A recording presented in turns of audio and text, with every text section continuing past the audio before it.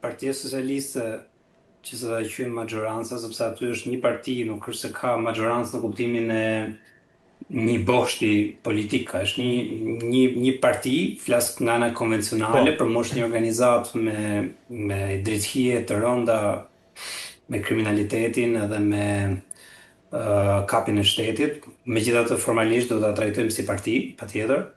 Ëm ka, do thënë, ka atë agjendën e vet dhe as do të di fare pse ç'a ndodh vërdall. Nuk do të di fare do thënë, Shqipëria është trajtuar gjatë gjithë kohës në gjendje të jashtëzakonshme me vendimarrje arbitrare, vendimarrje totalisht të shpejta, të befta, të fsheta, të bëra diku gjetk, jo në për institucionet shqiptare, dhe nuk e shoh se ka një ndryshim të madh nga vendimarrja ta zonë për shembull për tërmetin, ku ta di unë, vendimarrja për Covidin, gjithçka, do të thënë, gjithë tendenca është që për çdo lloj vendimarrje ne të kemi diskrecion absolut dhe mbi gjitha liri totale nga çdo lloj shtrëngese institucionale apo të kontrollit të institucioneve demokratike. Kjo është për mua ajo që bën Partia Socialiste. Se s'do thoja mazhorancë kuptimi, po është sigurisht mazhorancë me numra, po është një parti, është një organizatë.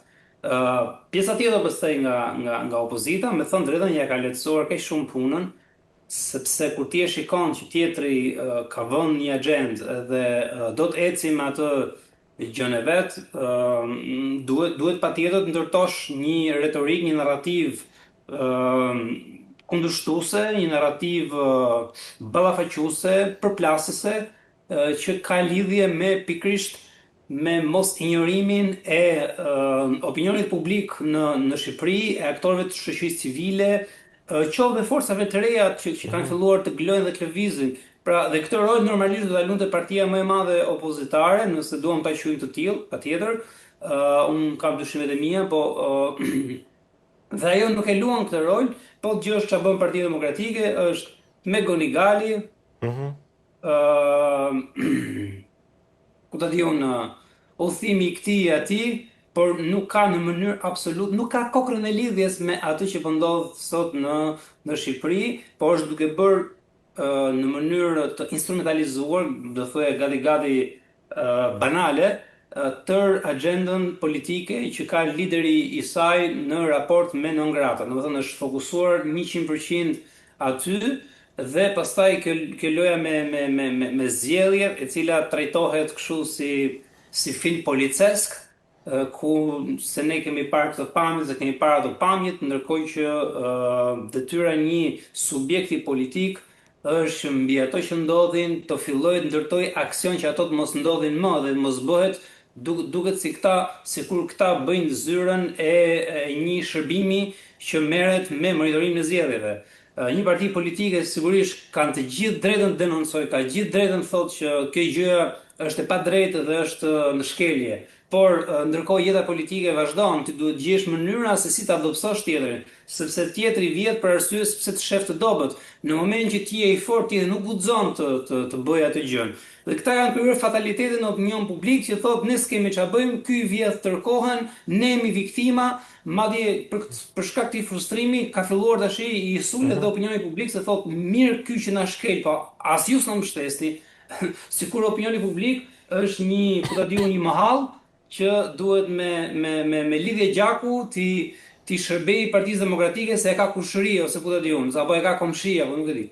Në këtë sens, arsyeja kryesore sepse ky lloj arbitrariteti vije të re dhe është në lëvizje, është në veprim, është sepse nuk ka as edhe një lloj oponence, as një lloj rezistence reale në lidhje me këtë gjë. Për mua integrimi është totalisht një akt do thoya propagandistik. Po thua për integrimin në Bashkimin Evropian?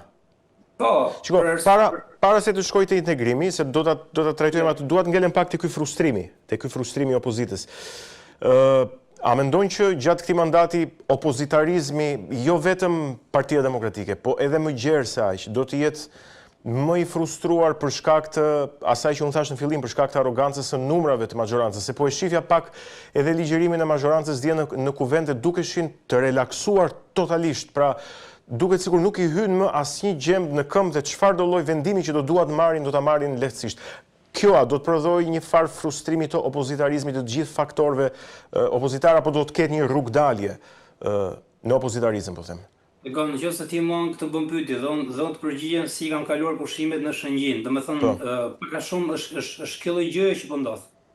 Është kjo lloj gjëje që po ndodh, që aktualiteti kërkon një gjë, jeta politike kërkon një gjë, ndërkohë që ata bëjnë një gjë tjetër. Pse se janë në hall, kanë gjërat e tyre dhe po funksionojnë për mendimin tim totalisht në interes të ngushtë për interesat e një personi, një lideri, i cili ka problemet e veta me ndërkombëtarët dhe është fokusuar gjithçka aty. Gjithçka aty, ka viktimizim, ka fatalizëm, ka gjithmonë një justifikim dhe kjo për mendimin tim nuk mund të bëjë gjë tjetër veçse ta bllokojë jetën opozitare, po sigurisht jo për gjithmonë. Sepse me këtë lloj në këtë lloj jete opozitare, unë di ta them një gjë me siguri.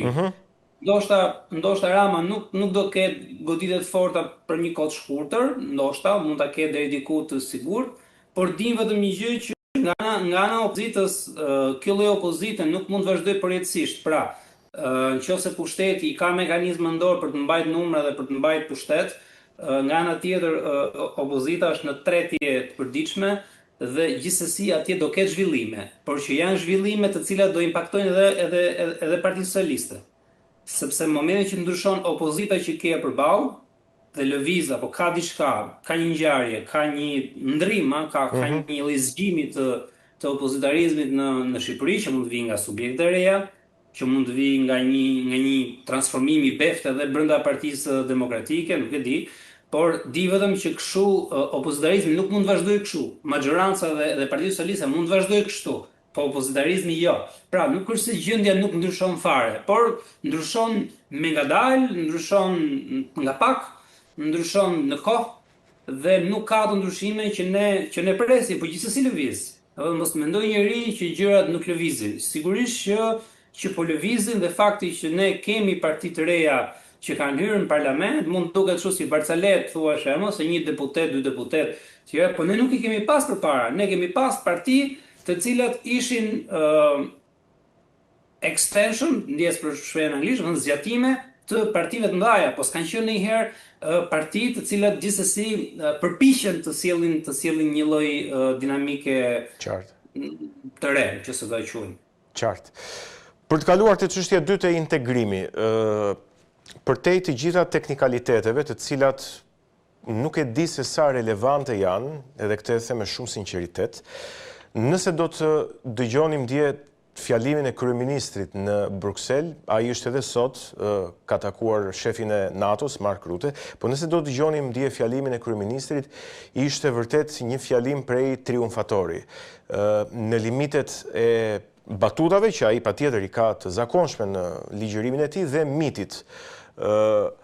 Tani, përtej kësaj ti the që integrimi është një farë propagande, po ka mundësi që kjo të ndodhë në vitin 2027. Është vërtet propagandë, si e gjykon? Shiko, nëse nesër bëjnë zgjedhje dhe në Gjermani ta zën fiton partia e ekstremit djathtë, AfD. AfD-ja, po. Ti mendon që ky proces do eci kaq kollaj? Ta zëm në Parlamentin Evropian ndryshon pesha e ngjyrave politike, nuancave politike atje. Mendon se ky proces do eci kështu siç e nxjerrin televizor këta?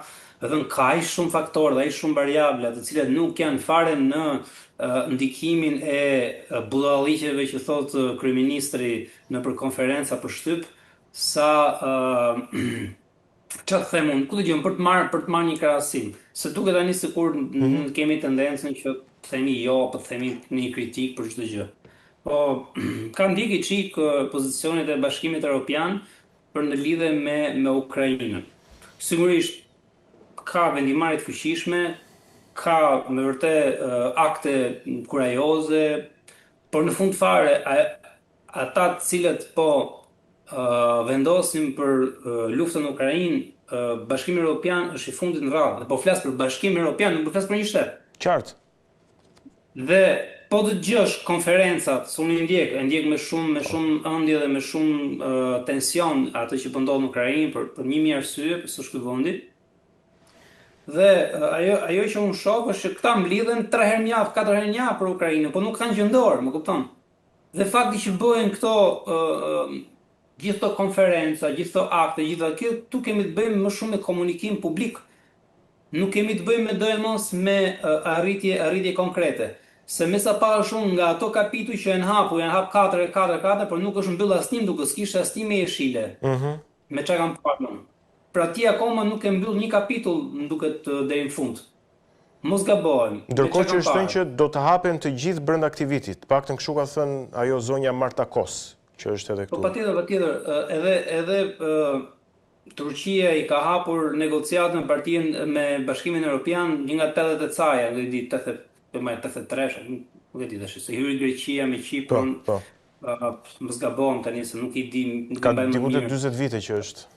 Një gjë e lehtë, po 40 vitesh. Pra, nuk është kaq e kollajt kjo gjë, sepse nuk varet nga një funksionare, nuk varet nga një konferencë për shtyp dhe nuk varet nga një konjunkturë, po janë vendimarrje të mëdha të cilat për mendimin tim do duan një konsensus shumë gjerë, do duan që të mos ndryshojë kjo konjunkturë politike që është për momentin, do duhet që Parlamenti Evropian ta mbështesi në kuptimin e vullnetit politik të atyre profesuesve që nxjerrin shtetet në vendet përkatëse.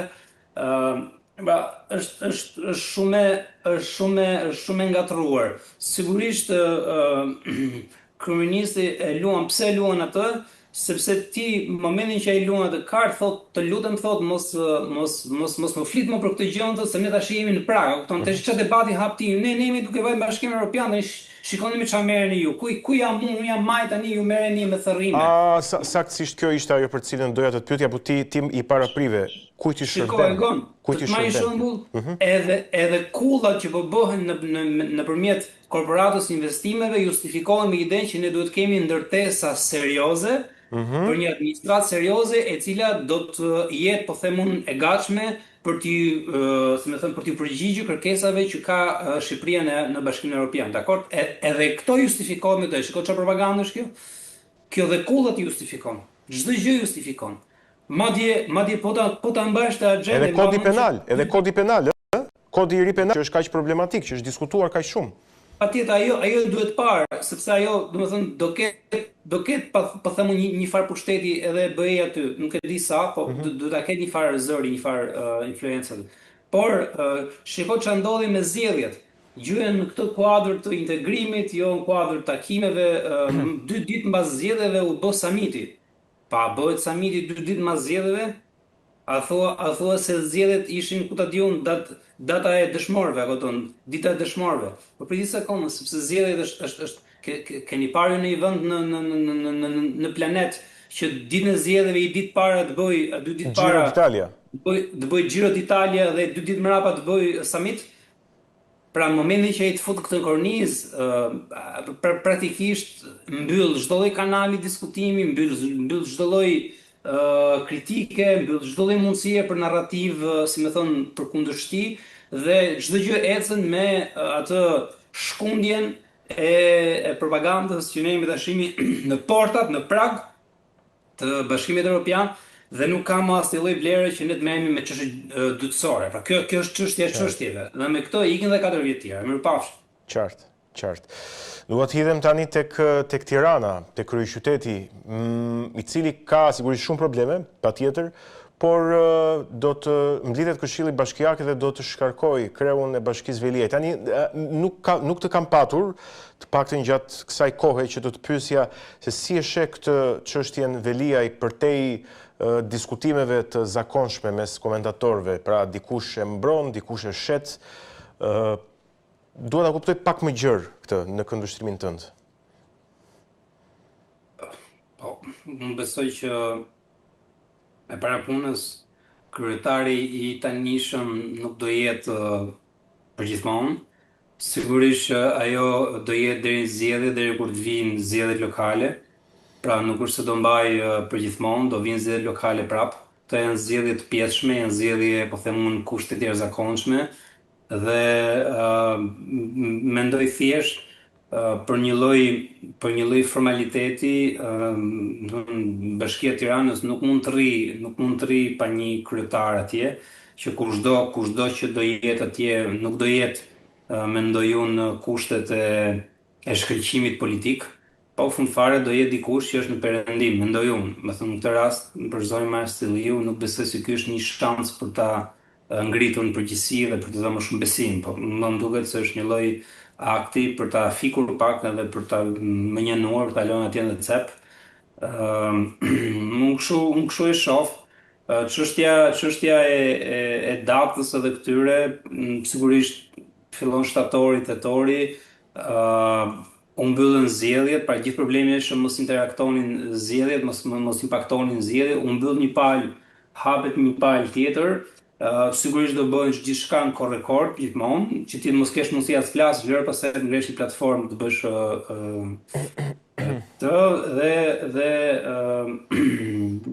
dhe në fakt ai institucion do jetë po një lloj kalbur, sepse ai institucion nuk është të reformuar, është në traum të plot, sepse unë e di shumë mirë edhe një njerëz që punojnë atje, është në traum të plot, nuk di ku rrotullohet. Dhe praktikisht ashtu do jetë, sepse është një institucion i shkatërruar në kuptimin institucional, moral, të legjitimimit të ligjit dhe do jetë prap si më thon, një institucion që do jetë një makineri elektorale e Partisë Socialiste, e liderit kryesor